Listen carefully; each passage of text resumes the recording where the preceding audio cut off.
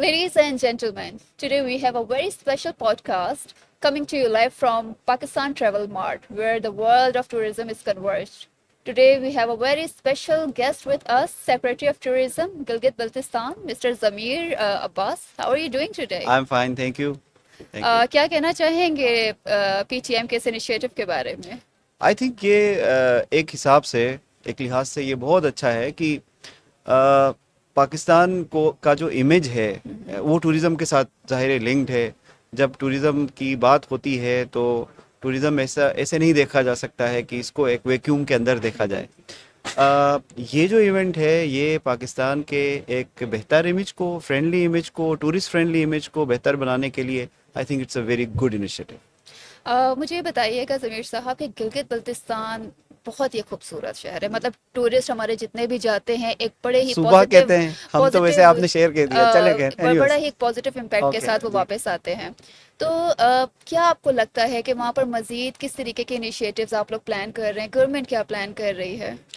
देखिए, सबसे पहले तो जैसे आपने कहा कि हर आने वाले दिन के साथ, हर आने वाले साल के साथ गिलगित बल्तिस्तान एक उभरता हुआ एक टूरिस्ट डेस्टिनेशन के तौर पे सामने आ रहा है। अभी बिल्कुल आपने ऐसा अगर है। इंटरनेशनल रैंकिंग देखी हो, सीएनएन की, बीबीसी की, बाकी नशरियाती इदारों की, हम्म, तो उन्होंने टॉप 25 डेस्टिनेशंस में गिलगित बल्तिस्तान को शामिल किया हुआ है। और वो यूं है कि, और उसमें जब पाकिस्तान का जिक्र है तो ब्रैकेट में गिलगित बल्तिस्तान उन्होंने कहा है कि ये एक टॉप 25 डेस्टिनेशन है। और ये हम हमारे लिए जीबी में जो हम काम कर रहे हैं और पाकिस्तान के लिए एक एजाज़ की बात है बिल्कुल ऐसा है। कि we are ranked among the top 25 destinations of the world. जो हम काम कर रहे हैं वो ये है कि हमारे पास जो नेचर है लोग उसको देखने आते हैं। बिल्कुल ऐसा है। तो जहाँ हम नेचर को प्रमोट कर रहे हैं, लोगों को बुला रहे हैं कि वो आएँ, नेचर को देखें, महसूस होएं और उसमें अपना अपना तजुर्बा दूसरों के साथ शेयर करें। वहाँ हमारी कोशिश है कि हम प्रिजर्वेशन पे भी काम करें, बिल्कुल ऐसा है। हम वहाँ के माहौल की हिफाजत पे काम करें। वहाँ के जो ग्लेशियर्स हैं, झीलें झीलें हैं, पहाड़ हैं, बर्ड्स हैं, तो हमारी कोशिश है कि हम बढ़ती हुई टूरिज़्म को और प्रिजर्वेशन के साथ लिंक करें और कोई बैलेंस पैदा करने की कोशिश करें। एडवेंचर टूरिज्म के बारे में क्या कहना चाहेंगे? कुछ एडवेंचर सा गिलगित बल्तिस्तान में कुछ आप लोगों ने सोचा हो, प्लानिंग की हो कि अब ये सारी चीज़ें तो है, अब ये भी होना चाहिए? एडवेंचर टूरिज़्म मैं अगर आपको बताऊं तो पिछले कई साल से उसमें भी हमने देखा है कि गिलगित बल्तिस्तान में इजाफा उसमें हुआ है। जो दुनिया का सेकंड हाईएस्ट माउंटेन है जिसको हम केटू कहते हैं, वो गिलगित बल्तिस्तान में है। वहाँ पे एक अच्छी खासी अक्सरियत जो है उन लोगों की जो माउंटेन क्लाइंबर्स हैं, ट्रेकर्स हैं, बिल्कुल। उनकी वहाँ आती रहती है। तो हमारी कोशिश ये है कि हम इंफ्रास्ट्रक्चर में, फैसिलिटीज़ में और इजाफा करें। कुछ चैलेंजेस हमारे वहाँ इंफ्रास्ट्रक्चर को लेके स्पेशली विंटर में होते हैं। तो गवर्नमेंट की ये कोशिश है कि उन फैसिलिटीज़ को बढ़ाया जाए ताकि जहाँ एडवेंचर टूरिज़्म, ज़ाहिर है इतनी फैसिलिटीज़ की वो मुख्ताज नहीं होती, लेकिन हम जो भी टूरिस्ट आता है उसका एक एक्सपीरियंस कंफर्टेबल बनाएं बिल्कुल। और उनको हम एक ऐसा तजुर्बा दें कि वो दोबारा गिलगित बल्तिस्तान आए। तो सबसे स्पेसिफिक चैलेंज आपको क्या लगता है कि ये टूरिज्म इंडस्ट्री में बहुत ज़्यादा गवर्नमेंट को फेस होता है? हमें हमारा जो टूरिज़्म है जीबी का, वो समर तक महदूद है अभी, ओके। अगर फ्रेंकली स्पीकिंग की ओके। हमारे जो समर ओरिएंटेड टूरिज़्म है।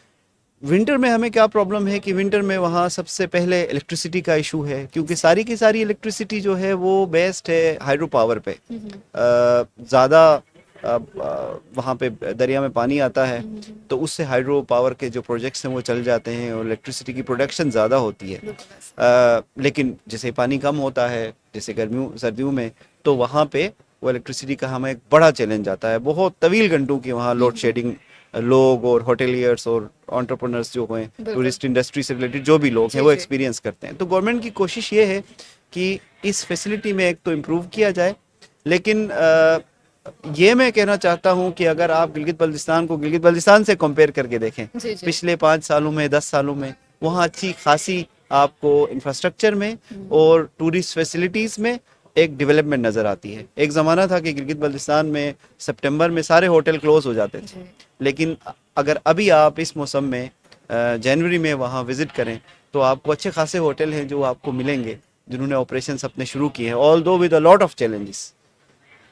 अगर हर साल बात करें तो टूरिज्म आपका हर साल एक नए रेशो की तरफ जाता है, बिल्कुल ऐसा ही है। जी। मुझे बताइएगा कि टूरिज्म इंडस्ट्री में अगर हम पर्टिकुलरली गिलगित बल्तिस्तान की बात करते हैं तो वहाँ पर जो यूथ है उनके लिए कोई ऐसे प्रोग्राम्स इनिशिएट किए गए हैं कि वो हॉस्पिटैलिटी की तरफ आएँ, वो टूरिज्म के बारे में थोड़ा सा पढ़ें, समझें, एक्सप्लोर करें, उनकी उनके लिए अपॉर्चुनिटीज़ क्रिएट हों?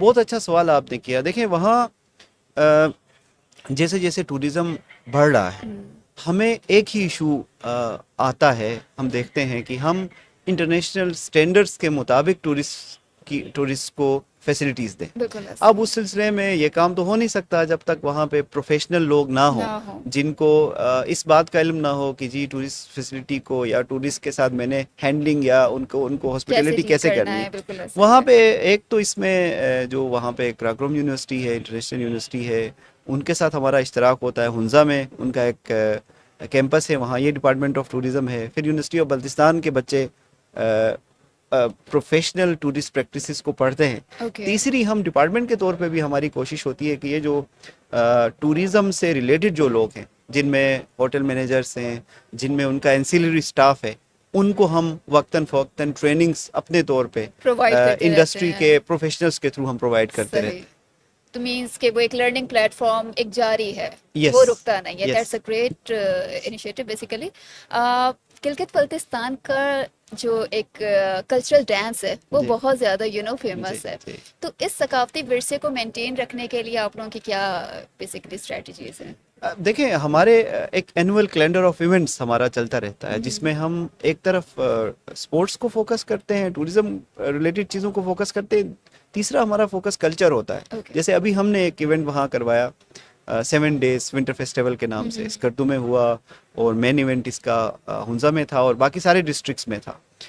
कोशिश इसमें ये होती है कि हम स्पोर्ट्स, टूरिज्म, कल्चर को मर्ज करके चीज़ें करें। जो वहाँ का के आर्टिस्ट्स हैं उनको हम साल में एक दफ़ा यहाँ लोक विरसा इस्लामाबाद लेके आते हैं। वहाँ पे हम उनको प्लेटफॉर्म प्रोवाइड करते हैं कि वो न सिर्फ बाकी मुल्क के आर्टिजान्स के साथ, आर्टिस्ट के साथ अपनी कनेक्शंस पैदा करें, और बल्कि अपने फ़न को मुल्की सतह पे भी उजागर करें, लोगों को दिखाएं।